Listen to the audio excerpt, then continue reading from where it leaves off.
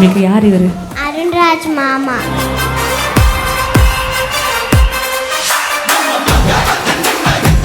யாரும் சாமியா பார்க்க வேண்டாம், சக மனுஷனா பார்த்தா போதும். ஜனநாயகம் வெளியே வராத போதே ஜனநாயகம் போயிடுச்சு தான் நான் நம்புறேன்.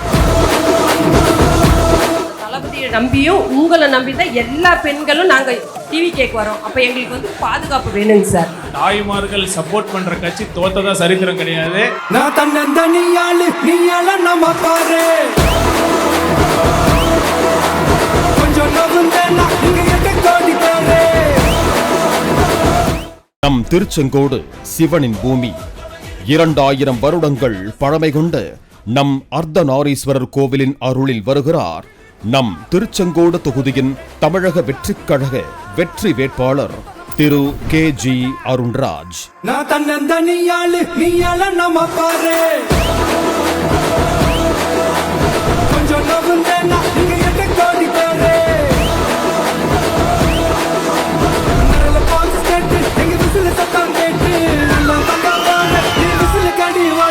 2009 UPSC தேர்வில் மகத்தான வெற்றி அடைந்து IRS அதிகாரியாக உயர்ந்தார். தொடர்ந்து அதிகாரியாக மிளர்ந்த இவர் 2025 ஆண்டு விருப்ப ஓய்வு பெற்று தமிழக வெற்றி கழகத்தில் தன்னை இணைத்துக் கொண்டார். IRS அதிகாரியாக இருக்கும் போது இவரின் திறமையும் நேர்மையும் நாடறிந்தது. நம் வெற்றி வேட்பாளர் அருண்ராஜ் இன்று மக்களின் முன் நின்று சேவையாற்ற காத்திருக்கிறார்.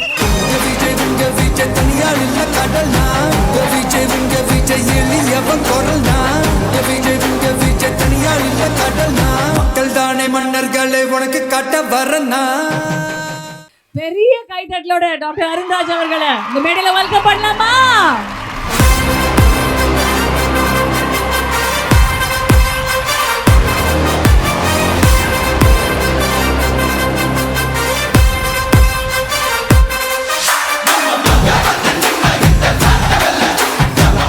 சட்டமன்ற தொகுதி தமிழக வெற்றி கழக வேட்பாளராகிய அருண்ராஜ் ஆகிய நான் என் உயிருக்கும் மேலான திருச்செங்கோடு தொகுதி மக்கள் சாட்சியாக ஏற்கும் உறுதிமொழி.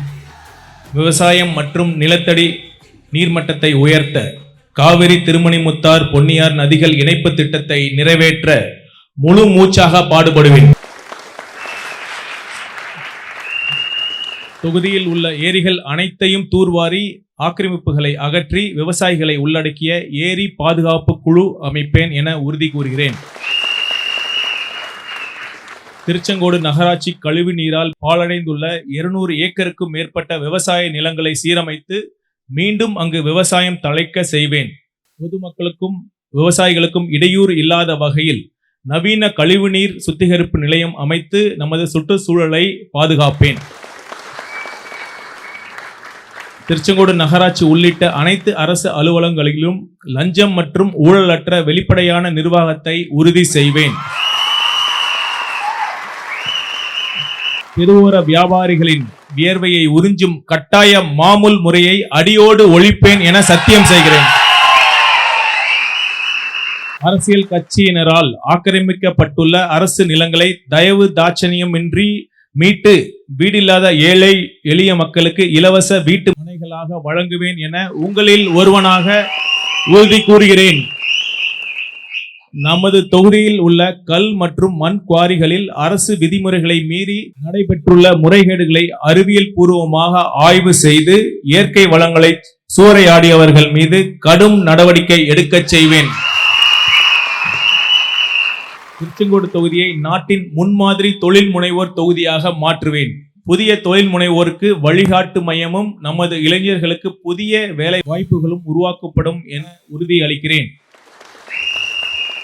திருச்செங்கோடு மாணவர்களின் உயர்கல்விக்காக புதிய அரசு கலைக் கல்லூரி கொண்டு வருவேன். அரசு பணிகளுக்கான போட்டித் தேர்வுகளுக்கு தயாராகும் மாணவர்களுக்கு இலவச பயிற்சி மையம் அமைப்பேன். திருச்செங்கோடு அரசு மருத்துவமனையை அனைத்து நவீன கருவிகள் மற்றும் மருத்துவர்களுடன் கூடிய மாவட்ட தலைமை மருத்துவமனையாக தரம் உயர்த்துவேன்.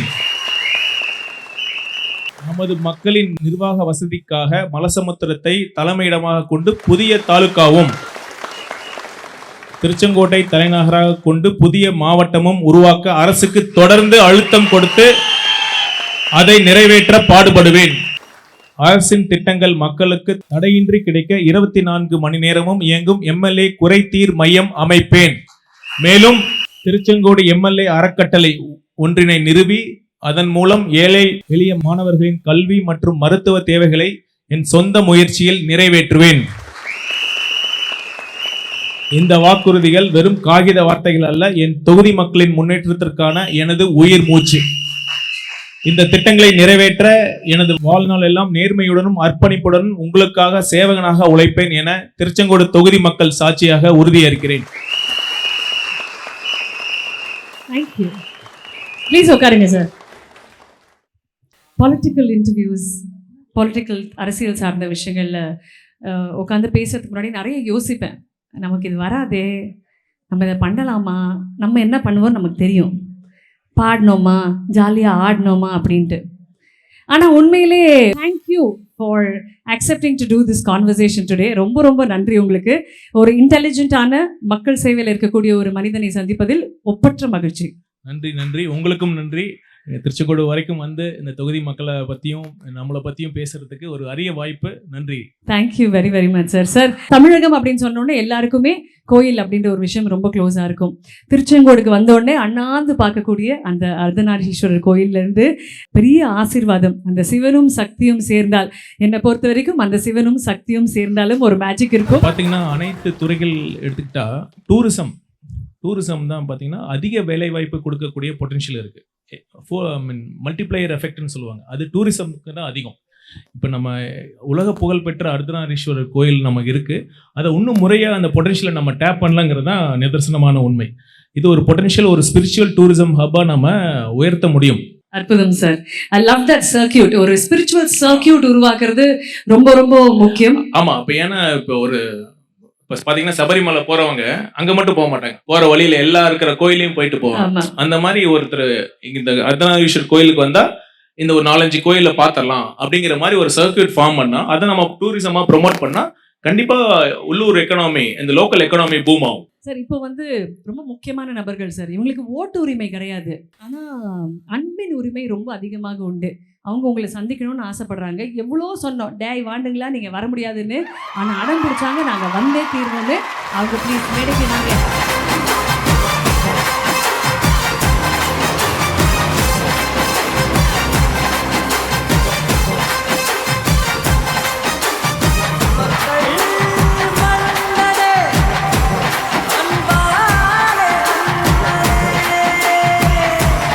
இந்த மேடம் வந்து முக்கியமான ஒரு கேள்வி உங்களை கேட்கணும்னு ஆசைப்படுறாங்க.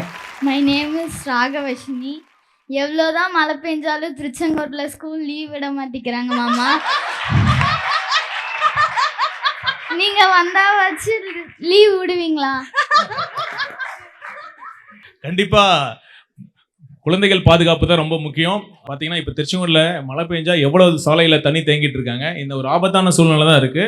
திருச்செங்கோடு மட்டும் இல்லை, அனைத்து இடங்களிலும் மழைக்காலங்களில் விடுமுறை தேவைப்படால் கண்டிப்பாக விடப்படும். கவலைப்படாதேம்மா. விடுமுறை தேவைப்பட்டால் சரியா, சும்மா நீ போட் விடுறதுக்கெல்லாம் பண்ண மாட்டோம். சரி, உங்களுக்கு யாருன்னு தெரியுமா? உங்களுக்கு யார் இவரு? அருண்ராஜ் மாமா. இவர் கூட உங்களோட ஃபேவரட் இன்னொருத்தர் இருக்காரு, அது யாரு? விஜய். சூப்பர். நானும் ஒரு பெண் குழந்தைக்கு ஒரு தாய். ஆனா எப்பவுமே அரசாங்கத்தின் சைட்ல இருந்து ஒன்று இருக்கும், அவங்களுடைய வாழ்வு வந்து மேம்படுறதுக்கு ஏதாவது ஒரு விஷயம் நாங்கள் எதிர்பார்த்துட்டே இருப்போம். What is coming from TVK? நமக்கு ஒண்ணுனா கூட தாங்கிப்போம், நம்ம குழந்தைகளுக்கு ஒண்ணுனா கண்டிப்பா துடிச்சு போயிடுவோம். குறிப்பா பெண் குழந்தைகள், பெண்கள் மற்றும் பெண் குழந்தைகள் பாதுகாப்புக்காக தனிப்பிரிவு நம்ம தலைவர் அவர்கள் ஒரு வாக்குறுதியில் முதன்மையான வாக்குறுதி, வேலுநாச்சியார் படை. நீங்க கேள்விப்பட்டிருப்பீங்க, தலைவர் சொல்லியிருப்பாங்க, பெண்கள் சாதாரண உடையில் பாடி ஓன் கேமராஸோட அங்கங்க இருந்து அவங்களோட பாதுகாப்பை உறுதி செய்வாங்க. அப்புறம் எந்த ஒரு பெண்களுக்கு எதிரான குற்றங்கள் நடந்தாலும் விரைந்து அந்த நீதியை கிடைக்கும் வகையில் அஞ்சலி அம்மாள் விரைவு நீதிமன்றம் அமைக்கப்படும். அனைத்து குற்றங்களுக்கும் காரணமானது இந்த போதை தான். இப்போ இந்த கடந்த காலங்களில் குறிப்பாக இந்த 5 வருடங்களில் எந்த அளவுக்கு தமிழ்நாட்டில் போதைப் பொருட்களின் உபயோகம் மற்றும் விற்பனை அதிகமாக இருக்குன்னு நம்ம எல்லாத்துக்குமே தெரிஞ்சிருக்கு. ஸோ தலைவரோட இன்னொரு மிக முக்கிய ஒரு அஜெண்டா என்னன்னா, போதைப் பொருட்கள் இல்லாத தமிழகம் உருவாக்க வேண்டும் என்பதுதான். அதற்காக ஒவ்வொரு மாவட்டந்தோறும் ஒரு ட்ரக் கண்ட்ரோல் யூனிட் தலைவர் அவர்கள் ஒரு நேரடி கட்டுப்பாட்டில் அமர்த்தப்படும். விரைவில் தமிழ்நாடு போதைப் பொருட்கள் இல்லாத ஒரு மாநிலமாக மாற்றப்படும். That is significant sir. Because மிச்ச விஷயங்களை நம்மளும் பார்த்தோம். பட் நீங்கள் சொன்ன இந்த 2 விஷயங்கள் ஒரு அம்மாவா gives me a lot of solace. ரொம்ப சேஃப்டி கொடுக்குது மனதளவில். அது கண்டிப்பாக நடக்கும் அப்படின்ற ஒரு நம்பிக்கையும் இருக்குது. டெஃபினட்டாக. நன்றி நன்றி. நல்லா படிக்கிறோம், ஆனால் ஃப்யூச்சர் செக்யூராக இருக்கா? நம்ம கனவு காண்றோம், ஆனால் அந்த கனவு நிஜமாக இருக்கா? வெறும் வார்த்தைகளால் கிடையாதுங்க, உண்மையாகவே பதில்கள் வேணும் அப்படின்னு இருக்கக்கூடிய நிறைய கல்லூரி மாணவர்கள் நம்மக்கிட்ட இன்னைக்கு கேள்விகள் கேட்க இருக்காங்க. வணக்கம் சார், என்னோட நேம் தீபக். வணக்கம், சொல்லுங்க தீபக். விஜய் சார் வந்து பயப்படாம கேளுப்பா. என்ன நினைக்கிறியோ நீ சிம்பிளா கேளு, ஒன்றும் பிரச்சனை இல்லை. வேலையில்லா பட்டதாரிக்கு வந்து 4000 கொடுக்குறேன்னு சொல்லி உறுதியளிச்சிருக்கிறாரு. 4000 கோடி வந்து கடன்ல போகுது. அது வந்து எப்படி வந்து முடிவு எடுக்க முடியும்? இப்போ பார்த்தீங்கன்னா நம்ம நிதி ஒவ்வொரு திட்டத்துக்கும் கடந்த காலங்களில் ஒரு நிதி ஒதுக்கிடுறோம், கமிஷன் எடுத்துறாங்க. ஒரு ரோடு போடுறாங்கன்னா 1000 கோடிக்கு போடுறாங்கன்னா அது 300 கோடி அரசியல்வாதிகளுக்கு போகுது. அந்த பணம் எதுக்கு யூஸ் ஆகுதுன்னா திரும்பவும் அடுத்த தேர்தலில் ஓட்டுக்கு பணம், மக்கள்கிட்ட பணம் கொடுத்து அவங்க ஓட்டை வாங்குறதுக்கு பயன்படுது. இது ஒரு சுழற்சியாக போயிட்டு இருக்கு. அதனால இதை நம்ம கட் பண்ணாலே அனைத்து நலத்திட்டங்களுக்கும் நிதி ஆதாரம் இருக்கும். அதனால நீங்கள் கவலைப்படாதீங்க. அதுக்கு முன்னாடி வேலை இல்லாத இளைஞர்களுக்கு தான், நீங்களாம் நல்லா படித்து உங்களுக்கு வேலை இருக்கிற மாதிரி ஒரு சூழ்நிலையை தலைவர் அவர்கள் உருவாக்குவாங்க. கவலைப்படாதீங்க. அப்சல்யூட்லி. அடுத்தது good afternoon sir, I am Kanagavalli. இன்டர்ன்ஷிப்புங்கிற பெயரில் ஃப்ரீயாக வேலை வாங்குறாங்க. மாணவர்களின் உழைப்பிற்கு மதிப்பு கிடைக்க சட்டப்பூர்வமாக ஏதாச்சும் பாதுகாப்பு தருவீங்களா? ஃப்ரீயாக வேலை வாங்குற மாதிரி ஒரு சிஸ்டம் கண்டிப்பாக இருக்காது, சரிங்களா? நான் ஏற்கனவே சொன்ன மாதிரி இன்டர்ன்ஷிப் முடிச்சுட்டு நீங்கள் ஒரு அடுத்த கட்டத்துக்காக இன்டர்ன்ஷிப்பை ஒரு ட்ரைனிங் ஃபேஸாக நீங்கள் பயன்படுத்திக்கிட்டு ஒரு வேலைக்கு போகலாம். இன்னொரு பக்கம் நீங்கள் சுய தொழில் செய்கிறதுக்கும் அனைத்து விதமான திட்டங்களும் தலைவர் அவர்கள் அறிவிச்சிருக்கார். Okay sir, thank you. நன்றி. Good afternoon sir, I am Dharani. படிக்கிறோம், பாஸ் ஆகுறோம், ஆனால் இண்டஸ்ட்ரிக்கு ரெடி இல்லைன்னு சொல்கிறாங்க. இந்த கல்வி முறை மாற்றம் எப்போ வரும்? கல்வி முறை மாற்றமா? கடந்த காலங்கள் மாதிரி இல்லாமல் இப்போ நிறைய கோர்சஸ் வந்துருச்சு. இப்போ முன்னாடிலாம் ஒரு குறிப்பிட்ட 4-5 கோர்ஸ் தான் இருக்கும். இப்போலாம் நிறைய புது கோர்சஸ்லாம் வருது. ஆர்டிஃபிஷியல் இன்டெலிஜென்ஸ், மிஷின் லேர்னிங், அந்த மாதிரி. இப்போ நீங்கள் விரும்பிய கோர்ஸை நீங்கள் படிக்கிறதுக்கு 20 lakhs 20 லட்சம் வரை பிணையில்லா கொலாட்ரல் ஃப்ரீ லோன் உங்களுக்கு நம்ம வந்து உறுதி செய்ய போகிறோம். அதை பேஸ் பண்ணி நீங்கள் உங்களுக்கு பிடிச்ச கோர்ஸை உயர்கல்விகள் நீங்கள் படிக்கலாம். ஸோ அதனால் நீங்கள் ஃபாரின் போய் படிக்கிறதுக்கும் சரி, ஃபாரின் யூனிவர்சிட்டியோட கோர்ஸ் படிக்கிறதுக்கும் சரி, இந்த எஜுகேஷன் லோன் உங்களுக்கு பெரிய ஒரு உதவியாக இருக்கும். Good evening sir, my self Akshaya sir. இப்போ தமிழ்நாட்டில் தமிழ் படித்தவங்களுக்கு வேலை இல்லாமல் இருக்கிறாங்க. அதை பற்றி நீங்கள் என்ன நினைக்கிறீங்க சார்? நிச்சயமாக இப்போ குறிப்பாக தமிழ்நாட்டில் வேலை செய்கிற இருக்கிற இண்டஸ்ட்ரீஸ் எல்லாம் மினிமம் 75% தமிழியன்ஸை எம்ப்ளாய் பண்ணால் அவங்களுக்கு சப்சிடி கொடுக்கப்போம். அவங்க ஸ்டேட் ஜிஎஸ்டியில் 5%ம் இபி அவங்களோட கரண்ட் இபி பில்லும் ஒரு 5% மானியமும் நம்ம கொடுக்க போகிறோம். அதன் மூலமாக தமிழ் படித்த மாணவர்களுக்கும் வேலை வாய்ப்பு உறுதி செய்யப்படும். அடுத்தபடியாக we have a வீடியோ. அந்த வீடியோ நீங்கள் பார்க்கணுன்னு ஆசைப்படுறோம். அதுலேயும் ஒரு சில கேள்விகள் இருக்குது. ரொம்ப ஸ்ட்ராங்கான ஒரு வீடியோ சார். இது வரைக்கும் வந்து இந்த தீபாவளி போனஸு, பொங்கல் போனஸு இன்னி வரைக்கும் நாங்கள் வாங்கலை ஐயா. இப்போ ஐயா சொல்கிறாரு எப்பயோ ரிட்டையர் ஆக போகிறவங்களுக்கு இப்போ பென்ஷன் போடுறேன்றாரு. ஆனால் 15 வருஷமாக நாங்கள் வேலை செய்கிறோம், 16 வருஷமாக வேலை செய்கிறோம். இன்னி வரைக்கும் ஐயா வந்து உங்களுக்கு இவ்வளோ வருஷமான இப்போ எனக்கு சம்பளம் வந்து இந்த 23,000 ரூபாய், ஒரு நாளைக்கு 753 ரூபா சேல்ரி. இதை வச்சுங்க நாங்கள் வந்து 31 நாள் வந்தால் 23,000 ரூபாய் சம்பளம் வரும். அதே மாதிரி தனியார் மயம் போனால் இஎஸ்சிபியை பிடிச்சிட்டு வெறும் 16,000 ரூபாய். அது எப்படி நாங்கள் நடத்த முடியும் ஃபேமிலிக்கு? துப்புரவு தொழிலாளிகள், சானிடேஷன் ஒர்க்கர்ஸ், வெயில், மழை, காற்று என்ன நடந்தாலும் சரி, இதெல்லாம் போக மக்கள் அவங்கள ட்ரீட் பண்ணுற விதம் எல்லாத்தையுமே ஏற்றுக்கிட்டு இவங்க வேலை பார்த்துக்கிட்டே தான் சார் இருக்காங்க. அவங்களோட கேள்வி இதுதான், என் வாழ்க்கை எப்பொழுது மேம்படுத்தப்படும் அப்படின்றதான் கேள்வி. இதற்காகத்தான் தலைவர் என்ன சொல்லியிருக்கார், 5 வருடங்கள் நீங்கள் ஒரு பணியில் இருந்துட்டாங்கன்னா அது பர்மனன்ட் செய்யப்படும் அப்படிங்கிற மாதிரி ஒரு திட்டத்தை அறிவிச்சிருக்காரு. இது துப்புரவு பணியாளர்களுக்கு மட்டும் இல்லை, அனைத்து தரப்பட்ட துறைகளையும் பணியாளர்கள் டெம்பரரி முறையிலேயே பல வருடங்களாக 10 வருஷம் 15 வருஷம்லாம் ஒர்க் பண்ணிட்டு இருக்காங்க. அந்த கோரிக்கையெல்லாம் இருக்கு. கண்டிப்பாக கனிவுடன் இவர்களின் கோரிக்கையை தலைவர் அவர்கள் உறுதி செய்வார். நம்ம சாப்பிட்ற ஒரு பருக்கை அந்த அரிசிக்கு பின்னாடி ஒருத்தருடைய உழைப்பு, ஒருத்தருடைய வேர்வை, அவருடைய ரத்தம் இருக்கும். அந்த விவசாயி தான் நம்மளுடைய உண்மையான கடவுள், நம்ம நாட்டோடைய மிகப்பெரிய முதுகெலும்பு. அவங்களுடைய உழைப்பின் குரலை இந்த மேடையில் உங்கள் முன்னாடி கேட்கணுன்றது எங்களுடைய ஆசை. இந்த விவசாயிகள் அவர்களை மேடைக்கு அன்புடன் அழைக்கிறோம். நம்ம மண்ணின் தெய்வங்கள் இவங்க தான். அவங்க ப்ளீஸ் மேடைக்கு வருமாறு அன்புடன் கேட்டுக்கொள்கிறோம்.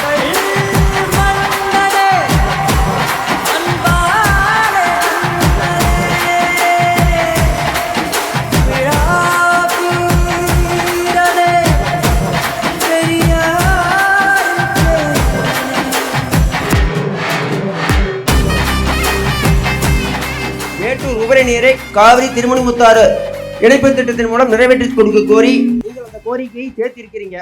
எவ்வளவு நாட்களுக்குள்ள எங்களுக்கு செஞ்சு கொடுப்பீங்க?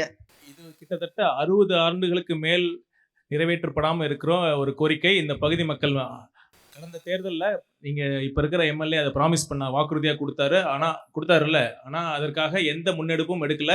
இந்த தோழர் வந்து உண்ணாவிரதம் இருந்தார். நானும் அந்த உண்ணாவிரத போராட்டத்தில் போய் கலந்துக்கிட்டேன். கண்டிப்பாக எனது முதல் சட்டமன்ற உரையில் இந்த திட்டத்திற்கான அழுத்தத்தை நான் கொடுப்பேன் என்பதை உறுதியளிக்கிறேன். நீங்கள் வந்து பெரிய விவசாயிக்கு வந்து 50% லோன் தள்ளுபடியும், சிறிய விவசாயிக்கு 100% தள்ளுபடியும் சொல்லியிருக்கீங்க. பெரிய விவசாயிக்கு பெரிய செலவு ஆக போகுது, சின்ன விவசாயிக்கு சின்ன செலவு ஆக போகுது. கடன் வந்து அவனுக்கு அதிகமாக தான் ஆக போகுதை தவிர கம்மி ஆக போகிறதில்ல. அதை நீங்கள் 2 பகுதியாக பிரிக்காமல் விவசாயிகளுக்கு ஒருமித்து இதாக வந்து நீங்கள் தள்ளுபடி பண்ணணும் அப்படிங்கிறது இது. அடுத்தது வந்து நீங்கள் வந்து கொடுக்க போகிற கடனுக்கு தான் தள்ளுபடி பண்ண போகிறீங்களா, இல்லை ஏற்கனவே கொடுத்துரு கடன் வாங்கி ரொம்ப கஷ்டப்பட்டு லோன் போட்டுக்கிட்டு இருக்காங்களே அவங்களுக்கு நீங்கள் வந்து ஆதரவு கொடுத்து இது பண்ணுவீங்களா அப்படின்னு கேட்குறேன். எங்களோட தலைவரோட திட்டம் என்னன்னா, விவசாயிகள் அவங்க கண்டிப்பாக ஒரு கடன் வாங்காத ஒரு சூழல் உருவாக்கணும், அவங்களோட வாழ்வியல் மேம்படணும், அவங்களோட பொருளாதாரம் உயரணுங்கிறது தான் திட்டம். அதனால் கவலைப்படாதீங்க, கண்டிப்பாக நீங்கள் ஒரு எந்த கடனும் வாங்கி கட்டாத மாதிரி ஒரு சூழலே உருவாகாது. நன்றி நன்றி நன்றி நன்றிங்க, ரொம்ப ரொம்ப நன்றி. எல்லாருக்கும் நன்றி. தேங்க்யூண்ணா. ஒரு வகையான ஹீரோஸை சந்திச்சு முடிச்சோம். இன்னொரு பக்கம் இன்னொரு வகையான ஹீரோஸ், உண்மையிலேயே விசில் அடிச்சா நமக்காக நிற்கிற ஹீரோஸ், த ஓஜி ஹீரோஸ் அப்படின்னே சொல்லலாம். ஆட்டோ ஓட்டுநர் சகோதரர்களே, இப்போ ஒரு பெரிய கைத்தட்டலோட பெரிய விசிலோடையே மேடையில் வெல்கம் பண்ணலாம். அண்ணன் வாங்க.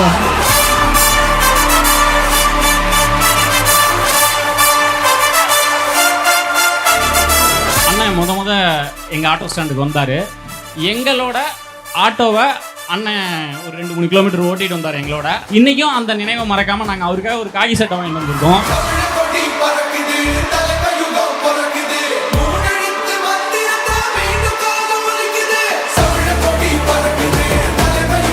தமிழ்நாடு பூரா ஆட்டோ ஓட்டுறவங்களுக்கு என்ன பிரச்சனை, என்ன சிக்கல் அப்படின்னு கேட்டிங்கன்னா, 90 காலகட்டம் வரைக்கும் ஆட்டோ பர்மிட் வந்து டவுன் பஸ் லிமிட் அப்படின்னு இருக்கும். அதாவது 30 கிலோமீட்டர்ஸ். ஒரு ஆட்டோக்காரன் 30 கிலோமீட்டர் வரைக்கும் போகலாம். அந்த 30 கிலோமீட்டர் தூரத்தில் அவனுக்கு ஏற்படுற இடையூறுகளுக்கு இன்சூரன்ஸ், போலீஸ் பிரச்சனை இதெல்லாம் வந்து சட்டப்படி சரி அப்படின்னு இருந்துச்சு. இப்போ ஆட்டோ பர்மிட்ங்கிறது டவுன் லிமிட் அப்படின்னு மாறி போச்சு. டவுன் லிமிட்னா இங்கேருந்து நாங்கள் ஒரு 4 கிலோமீட்டர் தான் போக முடியும். இதை வந்து மறுபரிசீலனை செஞ்சு மோட்டார் வாகன சட்டத்தில் அதை திருத்தி கொடுக்கணும். இன்னொரு மிக முக்கியமான கேள்வி, ஒரு காலத்தில் திருச்செங்கோடு வந்து லாரி தொழிலில் பஞ்சாப் மாநில வாகன ஓட்டுநருக்கு ஒரு விபத்து மாநிலத்தின் மற்ற பகுதியில் ஏற்பட்டுச்சுன்னா பஞ்சாப் மாநிலத்திலேயே தங்களுடைய வழக்கை நடத்திக்கலாம் அப்படின்னு ஒரு சிறப்பு சலுகை இருக்கான். தமிழ்நாட்டு டிரைவர்களுக்கும் அது கிடைச்சதுன்னா மோட்டார் வாகன தொழிலில் மறுபடியும் திருச்செங்கோடு தலை தோங்குங்கிறது எங்களோட அபிப்பிராயம். இதற்காக நம்ம தேர்தல் வாக்குறுதியில் நம்ம இந்த பெர்மிட் முறை கணினிமயமாக்கப்பட்டு ஒரு வெளிப்படைத்தன்மை அது கொண்டு வரப்படும், நிச்சயமாக அது கொண்டு வரப்படும். அது மட்டும் இல்லை, இப்போ பார்த்தீங்கன்னா நீங்கள் இவி எலக்ட்ரிக் ஆட்டோ வாங்குறதுக்கு 50% மானியம் கொடுக்கப்படும். பழைய ஆட்டோ வச்சுருந்தீங்கன்னா அதை சிஎன்ஜியாக மாற்றுறதுக்கு கூட நம்ம 50% மானியம் கொடுக்க போகிறோம். இந்த தேர்தலுக்கு முன்ன வரைக்கும் நான் வேறொரு திராவிட இயக்கத்தில் செயல்பட்டு இருந்தவன் தான். இந்த தேர்தலில் நான் ஏன் விஜய் ஐயாவை ஆதரிக்கிறேன் அப்படின்னு கேட்டிங்கன்னா, ஒரு கட்சியை நடத்துறதுக்கோ ஒரு மக்கள் தலைவனாகிறதுக்கோ பெரிய மேதாவித்தனம்லாம் தேவையில்லை. சக மனுஷன் கஷ்டப்படுறப்ப அந்த மனுஷன் வாழணுங்கிறதுக்கு ஏதாவது பண்ணுற ஒரு தகுதி, அதாவது மனிதாபிமானம், தகுதி உள்ளது தான் தப்பி பிழைக்கும் அப்படின்னு டார்மன் பரிணாம கொள்கையை விட வாழ தகுதி இல்லாததையும் வாழ வைக்கணுங்கிற காரல் மார்க்ஸோட கொள்கையை கடைபிடிக்கிற விஜய் அவர்களை ஆதரிக்கிறதா முடிவு பண்ணி மனசார ஆதரிக்கிறோம். ஒரு நிமிஷம், நீங்கள் சொன்னீங்க தலைவர் பற்றி சொன்னீங்க, நான் இந்த நேரத்தில் அதையும் சொல்கிறேன். தலைவர் ஒரு மிக சிறந்த நடிகர், அது உங்களுக்கு எல்லாருமே தெரியும். அப்புறம் இன்னைக்கு ஒரு பெரிய அரசியல் தலைவர். இதுக்கெல்லாம் மேலே அவர் மிக சிறந்த மனிதர். அவர் ஃபஸ்ட்டு அதுதான். அதனால அதுதான் முதல்ல. இப்போ இந்த தேர்தல் வாக்குறுதி பற்றி நாங்கள் டிஸ்கஸ் பண்ணுறப்ப அவருக்கு வர கோரிக்கையெல்லாம் ஒரு 2 மணி நேரம் 1-to-1 பேசினார். எங்கெல்லாம் அவருக்கு ரிக்வெஸ்ட் வந்தோ அதெல்லாம் அவரோட வழிகளை உணர்ந்து அவங்க நிலைமையிலிருந்து யோசித்து இது என்ன தேவையாக இருக்கும் அப்படின்னு உணர்ந்து அதெல்லாம் இந்த திட்டத்தெல்லாம் சேர்க்கணும் அப்படிங்கிற சொன்னார். அதனால் திரைத்துறையிலும் சரி அரசியல் துறையிலும் சரி இந்த அளவுக்கு உயர்ந்திருக்காருன்னா அதுக்கு ஃபஸ்ட்டு காரணமே அவரோட நல்ல மனசு தான் காரணம். விஜய் என்ற தனி மனிதனுக்கு நான் ஒரு மிகப்பெரிய ஃபேன். நாளைக்கு நீங்கள் வந்து ஒரு சட்டமன்ற உறுப்பினர் ஆகிட்டீங்கன்னா உங்களை இதே மாதிரி வந்து பார்க்க முடியுங்களா? உங்களோட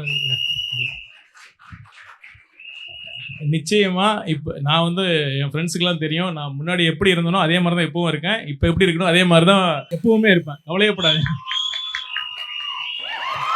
உங்களை ஒருத்தனா தான் நான் இருப்பேன்.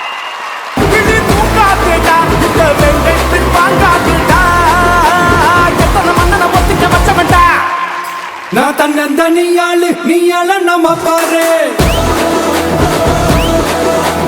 கொஞ்சம் நவுந்தேன்னா நீங்க 8 கோடி பேரு நல்ல பாட்டு கேட்டு எங்க விசில சத்தம் கேட்டு நல்ல பங்க பாரு நீ விசில கடி ஓட்டு.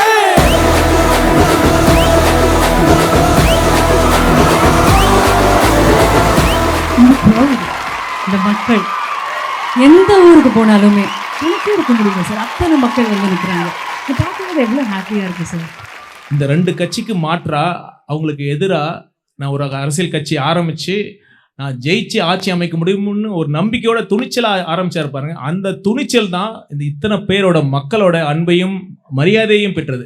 நான் பல பேர்கிட்ட கேட்டிருக்கேன், சினிமாவில் மேபி நான் அஜித் ரசிகன் சூர்யா ரசிகனாக இருக்கலாம், ஆனால் அரசியல் வந்துட்டப்ப அவர் விஜய் சாரோட துணிச்சல் எனக்கு பிடிச்சிருக்கு. இவங்க மாதிரி மட்டும் இல்லாமல் பல middle age and senior citizen எல்லாமே அந்த தம்பி பாருங்க எவ்வளோ துணிச்சலாக வந்திருக்காப்புல. அதனால ஒரு பெரிய அவர் leader has gain lot of respects. Secular social justice, மதச்சார்பற்ற சமூக நீதி அப்படிங்கிற கொள்கையை அடிப்படையாக வச்சதுனால தான் இப்போ இந்த அளவுக்கு வேரூன்றி நிற்குது. இல்லைன்னா வச்சுங்க எடுத்த உடனே டிவிகேவா அது பிஜேபி பி டீம் அப்படின்னு சொல்லி பிராண்ட் பண்ணி அப்படியே எடுத்த உடனே டைவர்ட் பண்ணியிருப்பாங்க. பட் ஒரு கிரிட்டிசிசம் ஸ்டேட்மெண்ட் ஒன்று வந்துக்கிட்டே இருக்கு. என்ன வருதுன்னா, மக்கள் வந்தாங்கன்னா அதெல்லாம் ஓட்டா மாறிடுமா அப்படின்னு ஒரு கேள்வி வந்துக்கிட்டே இருக்கு சார். கூட்டம்லாம் ஓட்டா மாறுமான்னு கேட்குறாங்க. கூட்டப்பட்ட கூட்டம் இன்னொன்று வந்து தானா சேர்ந்த கூட்டம். வெயில்ல அவன் சொந்த செலவில் போய் அவ்வளோ தூரம் வந்து தலைவரை ஜஸ்ட் ஒரு தூரம் பார்த்தா போதும் கை ஆட்டினா போதும்னு சொல்கிற எஃபர்ட் எடுக்கிறவங்க அவங்க போய் போலிங் ஸ்டேஷனில் போய் ஓட்டு போட மாட்டாங்களா? கண்டிப்பாக போடுவாங்க. அவங்க மட்டும் இல்லை, அவங்க ஒவ்வொருத்தரும் 100 பேரை ஓட்டு போட வைப்பாங்க. Thank you so much. We have another video. வாங்க அந்த வீடியோ ப்ளே பண்ணுங்க. தென்னகத்தில் ஒரு தலைவன் பிறப்பான், அவனை அம்மக்கள் நம்புவார்கள்.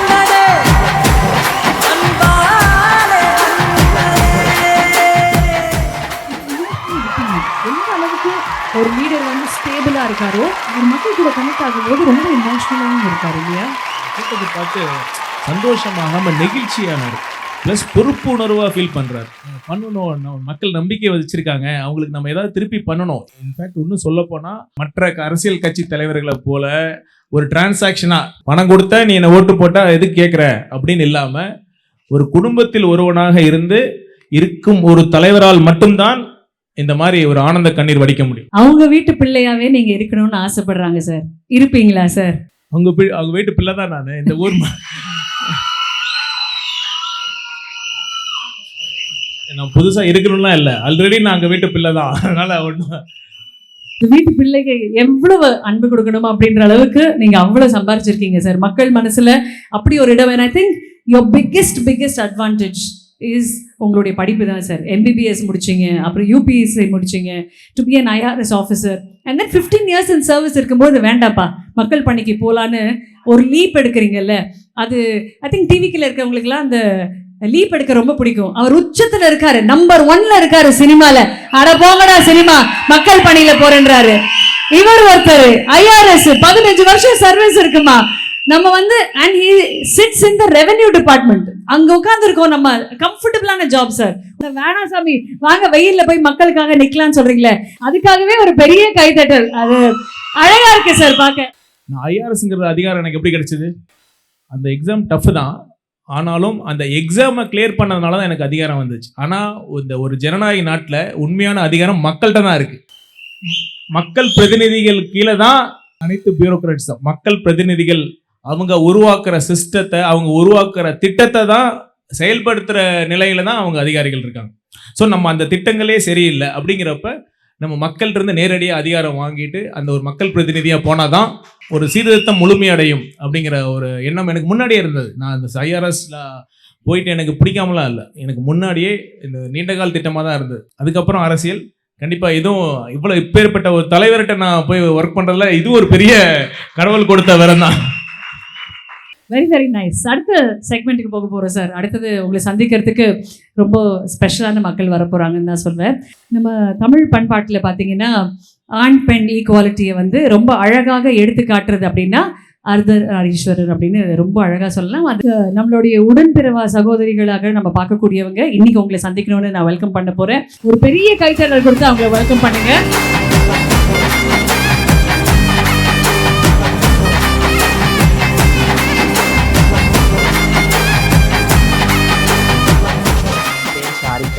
ஒரு திருநங்கை வந்து பிஎஸ்சி மேத்தமெட்டிக்ஸ் முடிச்சிருக்கேன். எங்கள் சமூகத்தில் வந்து 60% மேலே எல்லாருமே படித்தவங்க தான். எங்கள் திருநங்கைகளுக்கு வந்து வேலை வாய்ப்பு கிடைக்கிறதே ரொம்ப கஷ்டம். அந்த கஷ்டத்தை வந்து நீங்கள் கண்டிப்பாக போக்குவீங்களா? இறைவன் படைப்புல நம்ம எல்லாருமே சமம் தான், பிறப்புக்கும் எல்லா உயிருக்கும் சொல்ற மாதிரி இந்த பூமி அனைவருக்குமானது. நம்ம இவங்க மேல கருணைலாம் தேவையில்லை, இவங்க நம்ம சமமா ட்ரீட் பண்ணணும், அதுதான் நம்ம முக்கியமானது. நாம வந்து இவங்களுக்கு அதிகாரம் கொடுக்குறோம் அப்படிங்கிற நிலை மாறி அது அவங்களோட உரிமை. அந்த உரிமையை நாம அவங்க மேல செலுத்துற கருணை இல்லை, நம்ம தவறை உணர்ந்து நம்ம சரி செய்யறோம். இப்போ இந்த ஆட்சி வரைக்குமே எங்களுக்கு திருநங்கைன்னு பேர் வச்சாங்க. ஆனால் எங்களோட வாழ்வாதாரம் எப்படி மேம்படுது? நாங்கள் வந்து யாசகத்தால் மட்டுமே தான் எங்கள் வாழ்வாதாரம் இப்போ வரலும் போயிட்டுருக்கு. ஆனால் இப்போ உங்கள் ஆட்சியில் நீங்கள் வந்தால் எங்களுக்கு வந்து யாசகன்றது ஒன்று இல்லாமல் படிப்பு இருக்கிறவங்களுக்கும் படிப்பு இல்லாதவங்களுக்கும் வயசானவங்களுக்கும் எல்லாருமே சுயமாக சம்பாரித்து உழைப்போமா, எங்களுடைய உழைப்பான வந்த காசால் நாங்கள் சாப்பிடுவோமான்றது எங்களுக்கு கிடைக்குமா? ஏன்னா எங்கள் எதிர்பார்ப்போட நாங்கள் இருக்கோம். நீங்கள் வந்தால் நாங்கள் அப்படி இருப்போமான்னு. கண்டிப்பாக உங்களுக்கு வேலை வாய்ப்புக்காக சுய உதவி குழுக்கள் மாதிரி திருநர் சுய உதவி குழுக்கள் அமைக்கப்பட்டு அவர்களுக்கு தேவையான நிதி உதவிகள் அளிக்கப்படும் என்பது தலைவரின் உத்தரவாதம். இதை வந்து யாரும் சாமியா பார்க்க வேண்டாம், சக மனுஷனா பார்த்தா போதும். அதுதான் அவரு சொன்னாரு சார். ஒரு கஷ்டமான கேள்வி. டாக்டரா இருந்திருக்கீங்க, ஐஆர்எஸ் ஆஃபீஸரா இருந்திருக்கீங்க, இப்போ பாலிட்டிஷியனா இருக்கீங்க. இது ரொம்ப கடினமான வேலை எந்த வேலை சார்? கடினமான வேலையா? அதாவது எதுவுமே ஈஸி கிடையாது, நம்ம பிடிச்ச வேலையை செய்யணும், அவ்வளோதான்.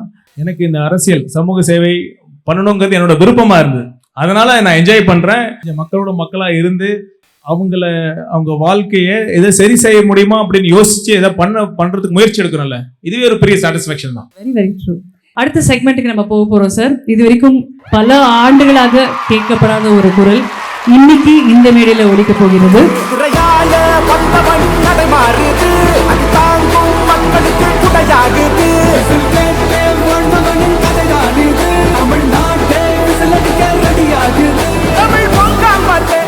நான் மஞ்சனூர் ஊராட்சி அருந்ததி தெருலேருந்து வந்திருக்கேன். மயான பிரச்சனை வந்து ஒரு 25 வருஷம் 30 வருஷமா போராடிட்டு இருக்காங்க. பிற கட்சிகளும் வந்து எங்க கூட சேர்ந்து போராடினாங்க, ஆனால் அதுக்கு எதுவும் தீர்வு காணல. அதுக்கான தீர்வு வந்து எங்களுக்கு அந்த பாதையை கொடுத்துட்டாங்க. இருந்தாலும் இந்த அரசு நிர்வாகிகள் வந்து எந்த ஒரு நடவடிக்கை எடுக்காதனால அந்த பாதையை இப்போதைக்கும் எதுவுமே பண்ண முடியாமல் பண்ணிட்டாங்க. நான் இது நீங்கள் ஆட்சிக்கு வந்தீங்கன்னா கண்டிப்பாக எங்களுக்கு அந்த பாதையை எடுத்து வந்து 50 வருஷமா இருக்காங்க, இது வரைக்கும் நான் எந்த அரசியல் மேடையில் ஏறி யாருக்காக இந்த மாதிரி கேட்டதில்லை. இந்த வாக்குறுதியில் நான் சேர்த்திக்கிறேன், மயானத்திற்கு செல்லும் அந்த பாதையை மீட்டு கொடுப்பேன். ஒரு சில கட்சி அவங்க வந்து எங்களை வந்தேரிகள்னு சொல்லி கேவலப்படுத்திட்டு இருக்காங்க. அவங்க வந்து இந்த தேர்தலில் ஒன்றும் அவங்களுக்கு என்ன சரியான பாடத்தை புகட்டு வரல, கவலைப்படாதீங்க. அவங்களுக்கெல்லாம் பதில் சொல்லி நம்ம டைம் வேஸ்ட் பண்ண தேவையில்லை. நம்ம நோக்கம் நம்ம தெளிவாக இருக்கு, நம்ம யாரை எதிர்க்கிறோங்கிற தெளிவாக இருக்கும். அவங்கள பற்றிலாம் கவலைப்படாதீங்க, விடுங்க. சொல்கிறவங்க சொல்லிட்டு தான் இருப்பாங்க. நீங்கள் எல்லாரும் இந்த நாட்டின் பிள்ளைகள் தான். சார் வணக்கம் சார். சில இடங்களில் வந்து ஜாதிகள் இன்னமுமே பிரச்சனையாக போயிட்டு தாங்க சார் இருக்கு. வெளியே பார்த்தீங்கன்னா ஏதாவது ஒரு மூலையில் ஜாதி கலவரம் நடந்துகிட்டு தாங்க சார் இருக்கும். இதை வந்து கடுமையாக ஒரு சட்டத்தை அமல்படுத்தணுங்க சார். நான் ஒத்துக்கிறேன். அதாவது இப்போ டாக்டராக இருந்தாலும் சரி, அந்த ரிசர்வேஷன்னால செலக்ட் ஆன ஒரு ஐஏஎஸ்னாலும் ஐபிஎஸ்னாலும் இருந்தும் அதை வந்து ஒரு ரிசர்வேஷனில் வந்த கேண்டிடேட் அப்படிங்கிற ஒரு பாகுபாடு டிஸ்கிரிமினேஷன் கண்டிப்பாக இருக்குது. நான் இல்லைன்னு சொல்லலை. சாதி இல்லாத சமுதாயத்தை உருவாக்கணுங்கிறதுக்காக உழைக்காம, அதுக்காக திட்டங்களை வகுக்காம சாதிகளை ஒரு வாக்கு வங்கிகளாக பயன்படுத்திட்டு இருக்காங்க. கல்வி மூலயமா தான் இது மாற்ற முடியும். வருங்கால சந்ததியினரை ஒரு சாதி உணர்வு இல்லாமல் ஒரு ஈக்குவல் சொசைட்டி நம்ம கண்டிப்பாக எல்லாரும் சேர்ந்து உருவாக்குவோமா, அது கண்டிப்பாக பண்ணுவோம். நாங்கள் மலசமுத்திரத்துலேருந்து வரோம். நீங்கள் உறுதிமொழி படிக்கிறப்ப ஒரு வார்த்தை சொன்னீங்க, மலசமுத்திரம் தாலுக்காவாக மாற்றப்படும் அப்படின்னு. நாங்கள் சின்ன குழந்தையிலேருந்தே அதை கேட்டுக்கிட்டே தான் இருந்தோம். இது சாத்தியமா அப்படிங்கிறது நம்ம ஆட்சியில் கண்டிப்பாக நாங்கள் 100க்கு 200% நம்புகிறோம். ரொம்ப சந்தோஷமாக இருக்குங்க. கண்டிப்பாமா. இப்போ ஏற்கனவே இவர் சொன்ன மாதிரி நீண்ட நாள் கோரிக்கையாக இருக்குது. இதுதான் மற்ற கட்சிகளுடைய வாக்குறுதிக்கும் தமிழக வெற்றி கழகத்தின் வாக்குறுதிக்குமான ஒரு அடிப்படை வித்தியாசமே. போன தேர்தல் அப்போ ஓட்டு கேட்க வந்துட்டு திரும்ப தொகுதி பக்கமே எட்டி பார்க்கலன்னா எப்படி என்ன வாக்குறுதி கொடுத்தோம், மக்களோட கோரிக்கை என்னன்னே மறந்து போயிடும். ஆனால் அப்படி இருக்க மாட்டோமா? கண்டிப்பாக இந்த மலசமுத்திரம் தனி தாலுக்காக ஆக்கப்படும். அதற்கான அனைத்து முயற்சிகளையும் நான் உறுதியாக முன்னெடுப்பேன். தேங்க்யூ. மேடைக்கு வந்தவங்களுக்கு எங்கள் மனமார்ந்த நன்றிகள். பிரமுகர்கள் நிறைய பேரோட புகைப்படம் இப்போ ஷேர் பண்ண போகிறேன். மனசில் இதை பார்த்த உடனே என்ன தோணுதோ நீங்கள் சொல்லலாம்.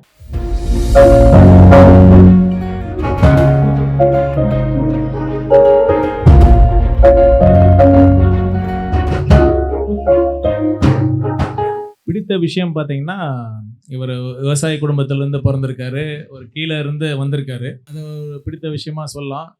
பிடிக்காத விஷயம்னா அதான் அவர் நிறைய விஷயங்களை தவறான முடிவு எடுத்திருக்காரு. ஒரு இன்க்ளூசிவ் லீடராக அவர் இல்லை. அந்த கட்சி ஒரு குறிப்பிட்ட சமுதாயத்திற்கான கட்சியாக மக்களால் பார்க்கப்படுது. அந்த மாதிரி ஒரு பிம்பத்தை அவர் உருவாக்கிட்டாருங்கிறதா உண்மையா இருக்கு. அடுத்தது சார், தமிழ்நாடு முழுக்க ஒரே ஒரு குற்றச்சாட்டு தான் அண்ணன் மேல இருக்கு. அதுவும் இந்த பெண்கள் கூட்டத்தில் நான் சொல்றேன், எங்க பார்த்தாலும் பாலியல் வன்கொடுமை, போதை கலாச்சாரம் இருக்கு. இதை தவிர வேற என்ன சொல்ல முடியும்? வேற ஒன்றும் சொல்ல முடியாது இந்த ஆட்சியின் மேல.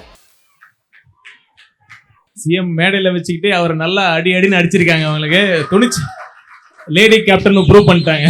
கேப்டன் அவர்கள் எந்த கட்சியை எதிர்த்து அந்த கட்சியை ஆரம்பிச்சாரோ அப்படி அந்த கட்சியோடையே கூட்டணி வச்சிருக்காருன்னா கண்டிப்பா அவர் கேப்டனோட ஆன்மா இவங்களை மன்னிக்காது.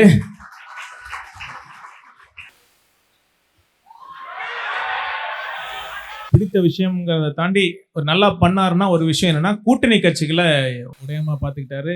பட் ஆனால் திருமா அண்ணனுக்கு எவ்வளோ சீட் கொடுத்தாங்க, இப்போ புதுசாக வந்த கேப்டன் கட்சிக்கு எவ்வளோ சீட் கொடுத்துருக்காங்க அப்படின்னா எந்த அளவுக்கு அந்த கூட்டணி கட்சிகளை மதிக்கிறாங்க. இவர் ஒரு நல்ல கூட்டணி கட்சி தலைவர், மோசமான முதலமைச்சர். அவ்வளோ.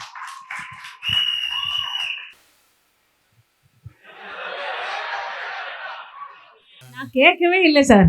நான் எதுவுமே கேட்கல சார். 24/7 365 days அவங்க ஒரு எலெக்ஷன் மான்ஸ்டர்ஸ் அவங்களாம். அந்த அதர் சைட் டெமோக்ராட்டிக் இன்ஸ்டிடியூஷன்ஸோட சுதந்திரத்தை வந்து இவங்களோட எலெக்ஷன் மிஷினரி, அந்த தேர்தல் வெற்றி பெறணுங்கிற ஒரே நோக்கமாக அது மட்டுமே எண்ணமாக இருக்கிறதுனால அந்த டெமோக்ராட்டிக் இன்ஸ்டிடியூஷன்ஸ்லாம் காம்ப்ரமைஸ் ஆனதுதான் ஒரு மிகப்பெரிய ஒரு ஃபால்ட்டாக நான் பார்க்குறேன். ஐ திங்க் சிம்பிளாக சொல்லணும் சார், ஜனநாயகம் வெளியே வராத போதே ஜனநாயகம் போயிடுச்சு தான் நான் நம்புகிறேன். I think for me that was a very strong stand. Article 19 படி நமக்கு ஃப்ரீடம் ஆஃப் ஸ்பீச் இருக்குது. ஆனால் அந்த ஃப்ரீடம் ஆஃப் ஸ்பீச் நம்ம அந்த ஃபண்டமெண்டல் ரைட் எது நமக்கு பாதிக்கப்பட்டாலும் உடனடியாக நம்ம உச்ச நீதிமன்றம் கூட செல்லலாம். அப்படிங்கிறப்ப வெளிப்படையாக சில கட்ஸ்னால இதெல்லாம் பண்ணிட்டீங்கன்னா உங்களுக்கு ஓகே யூஏ சர்டிஃபிகேட்ஸ் கொடுக்குறேன்னு சொல்லி ஒரு இந்த ரீஜனல் ஆஃபீஸர் கொடுத்ததுக்கு அப்புறம் அதை எத்தனை மாதம் வெளியே வராமல் இருக்குன்னா இந்தியா எந்த அளவுக்கு ஒரு ஜனநாயக நாடாக இருக்குங்கிறத மக்கள்கிட்டே விட்டுடலாம். Severely compromised democracy அது. All right sir. Next picture.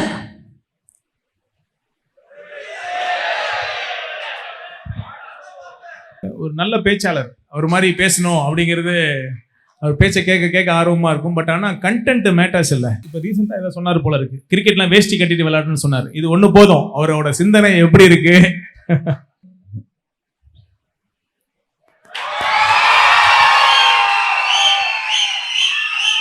தலைவரை முதல்ல பார்த்தது 2011. 2020 இருந்து மீட் பண்ணி அவரோட இனிஷியல் ஸ்டேஜஸ்ல இருந்து நம்ம கூட இருந்திருக்கோம். So I was very eagerly waiting எப்போ நான் என்னோட ரெசிக்னேஷன் அக்செப்ட் ஆகி நான் அஃபிஷியலாக ஜாயின் பண்ணி ஒரு பொசிஷனில் இருப்பேங்கிறதுல ரொம்ப ஈகராக வெயிட் பண்ணி அந்த நாளில் நான் ஜாயின் பண்ண நாளில் எடுத்த photo. So it's very special for me.